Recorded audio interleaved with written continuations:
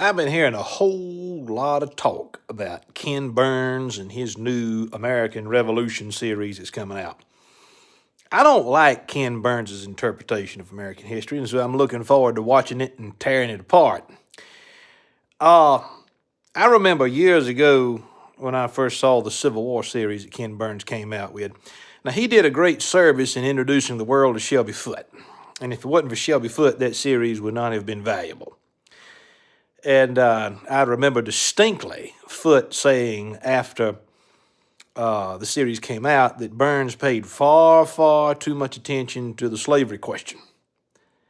And if you have ever watched the movie Gettysburg, Burns is featured in the Making of Gettysburg documentary. And he makes this statement.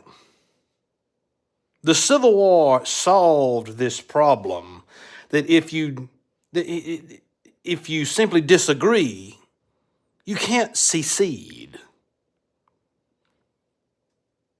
You can't secede if you simply disagree. We're all one nation. So I'm interested to see how Burns is going to deal with the fact that the colonies seceded from Great Britain because they disagreed. And he's saying that the American Revolution is the most important historical event since the birth of Jesus.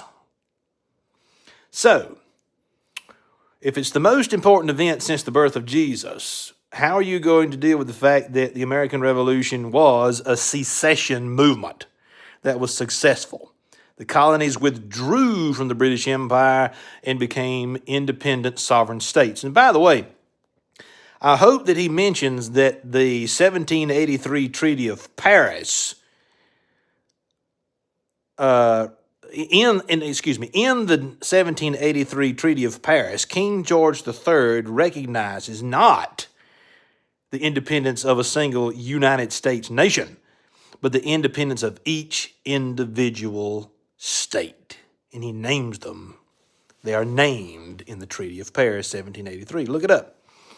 Oh, American history is fascinating. It is an endless pool of entertainment.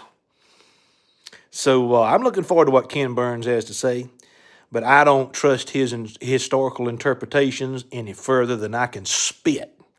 And that's usually no further than the tip of my shoe.